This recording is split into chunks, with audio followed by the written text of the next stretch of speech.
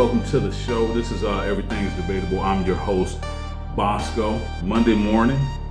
Hope you don't have the Monday morning blues. It's time to get back to work. Almost the end of the month. August went by pretty quick. I'm trying to introduce these sounds and everything. What the was that about? Anyway, Gary, Indiana. August 11th, I believe it was, either the 10th or the 11th of August. High winds, 99 miles per hour, knocked out the power, and they've actually been without power since then. I don't know if that's changed overnight, but last that I heard, they were still without power. There's a state of emergency there in Gary, Indiana, and the response from FEMA has been pretty slow. It has been pretty slow. August 11th. Storm brought winds reported about 99 miles per hour and triggered what NIPSCO has described as the largest outage in its history. Nearly 2 weeks later, thousands were still without electricity, with Gary among the hardest hit communities. The government response is becoming a story of its own. Like I said, Gary Mayor Eddie Milton has called the prolonged outage unacceptable, while city officials have criticized NIPSCO and raised questions about vegetation, tree maintenance around power lines. At the state level, Indiana Governor Mike Braun has also called the lengthy outages unacceptable and formally requested an expedited major disaster declaration from FEMA. That request could unlock federal assistance from communities and residents affected by the storms and flooding. And I guess the larger issue for most people in that community, and for myself as well, is why is it taking so long? Why is FEMA taking so long? It kind of reminds you somewhat of Katrina. When Katrina happened and they were waiting for the assistance. Why is it when it affects predominantly black communities, does it seem like the government move so slowly to react and provide assistance? I don't know if that's just, a biased or skewed view on my part, or if that is the reality. Let me know what you think. Other topic that I wanted to cover was Karmelo Anthony. From my understanding, Karmelo Anthony was denied a new trial. I don't know what grounds they argued for the new trial. I'm sure that there. To me, when I was following the trial itself, I felt there were so many mistakes made by the defense that it would definitely warrant him a new trial. Now, I saw something, and as far as the internet, you never know what's actually true. They said that there were some text messages that were left out previously, the initial trial, where he was talking about, I guess, maybe possibly stabbing someone and licking blood off of the knife. I don't know how true that is. But I will say this. People say stupid stuff all the time, especially when you feel like it's a private conversation. You know what I mean? I know that I have said some questionable things, but it was just in jest. It wasn't ever to be taken seriously, and I might have been embarrassed and ashamed if those conversations had gotten out to the public. And so I think it's almost in the same vein as the Keefe D trial, where Keefe D, which I don't think is going to work, and I think what he did, it warrants. I don't know how that's going to play out, but he's saying, essentially that the things that he said in interviews and books and on, different talk shows, it was just conversation. He was inflating the truth, exaggerating, what have you. I don't know. But if you're going to do that, then I think that you have to accept what comes with it. And really, nowadays, nothing is really private, when it comes to your information, whether it's text messages, emails, whatever. I just don't think that you can make the assumption that that's not being viewed by someone in government, or can potentially be viewed by someone in government. But again, in the case of Karmelo Anthony, I think that he has another chance, I believe. If you know more about it, please let me know. But I really think, I believe, I don't know if you guys can hear that. My headset just did something crazy. But I believe that he was treated unfairly. That's my personal opinion. I believe that Karmelo Anthony was treated unfairly. I think that, of course, that his color had something to do with it.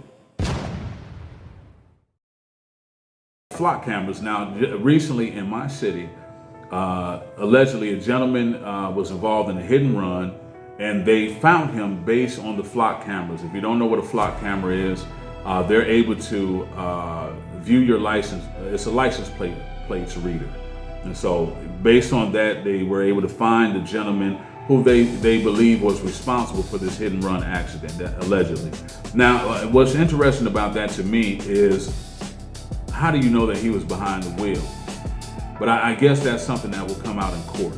A lot of people are making the argument that these flock cameras, and what's interesting, a story that I found recently was a police officer was using the flock camera to track a license plate. It did it over 300 times. So he was stalking, basically.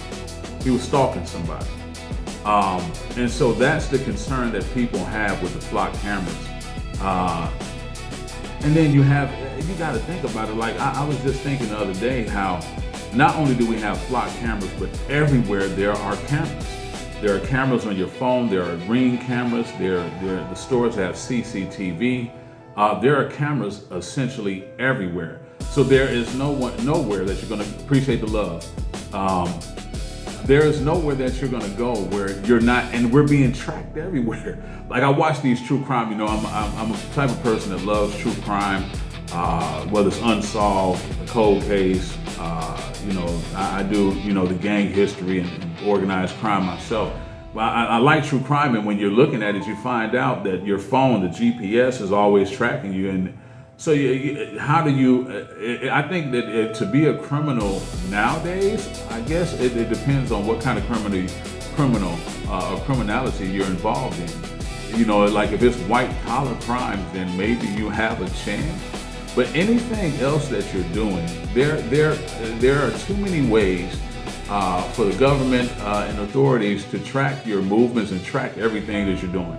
The flock cameras, I say it like, this is how I look at it. I think that it's a necessary evil. And I know a lot of people probably are not going to agree with me on that, but it's a necessary evil.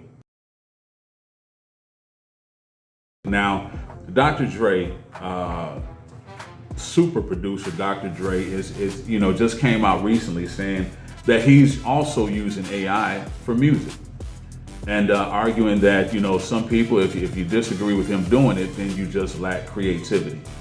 And I agree. I think that AI, I think that the problem with some people with use of AI is that they're lazy thinkers anyway. You know what I mean? And AI thinks for you. So I believe a lot of people, I've had entire conversations with people, and I'm knowing that they're using AI. Like I'm actually having a conversation, and every response that you give me, you're going on AI looking for an answer. I think that is so lowbrow. You know what I mean? Like, just have a real conversation. And if you're not really intelligent enough to engage in conversation, then just because at the end of the day, AI is not more intelligent than us. It's not. Don't believe that. You know, I'm sure that it has a possibility to be more, I don't know if you can necessarily say more intelligent, but it is artificial intelligence. So problem solving, et cetera, et cetera. Yeah, but it in no way compare. Well, I would say with me, if I'm doing a comparison with myself and considering AI, there is really no comparison. I'm much smarter, much more intelligent than AI. It's only a tool for me that I use. So I kind of give it the information and I bounce back and forth like we're brainstorming, and then I'll figure something out and I'll say, hey, this is what I want you to do.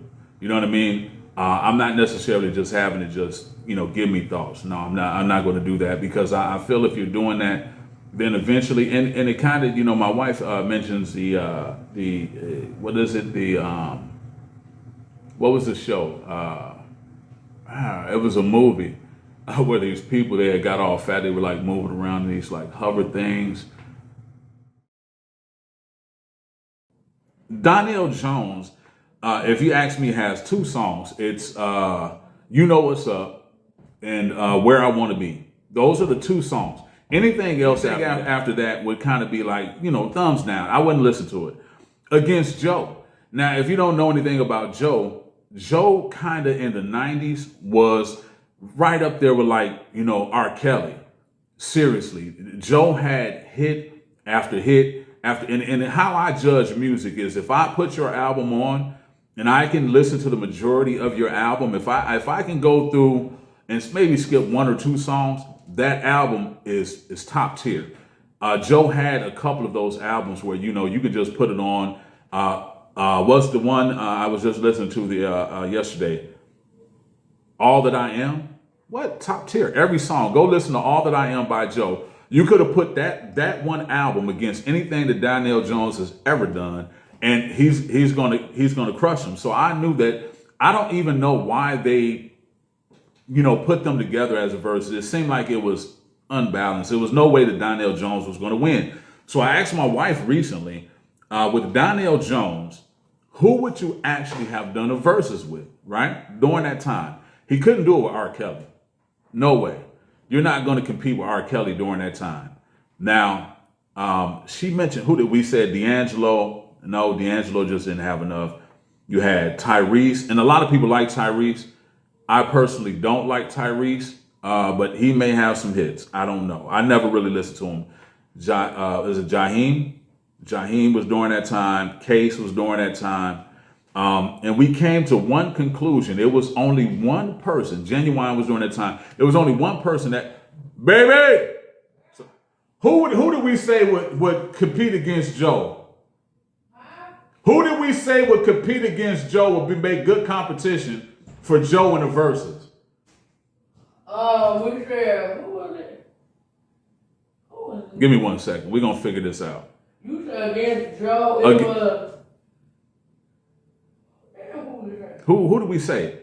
Because we went through all the names and you said one, and I was like, that's it right there.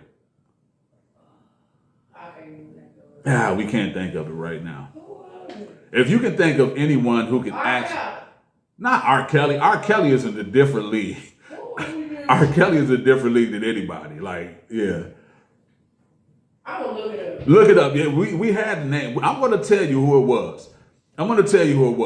But yeah, it definitely wasn't R. Kelly. R. Kelly is in a whole nother league. You got to think about the fact that R. Kelly wrote songs for other people. He did entire rap albums with people. R. Kelly has hit album after hit album. Maxwell, that was the one that I said. No, you did. I did. What are you talking about? Don't listen. She I did say, but she said Maxwell. Joe definitely gonna eat Maxwell. What? He got to spread your wings. Are you crazy? She talking about Maxwell. You got Ascension. You got Fortunate. You got Lifetime. You got Maxwell got hits. Now let me say this though. Personally, I've never put on a Maxwell album and listened to the whole album. I haven't. Oh no, you know who we said? See, you know who it was? Music Soul Child. That's who Music Soul Child. Was he out in the 90s? I think he might have been 2000s too, though. Yeah, I think Music Soul Child might have came out in the 2000s. Yeah, so anyway, at the end of the day, there was no one comparable to Joe. I think that they just gave him an easy win, or maybe other people were not available. Yeah, that was no competition. Donell Jones was no competition for Joe.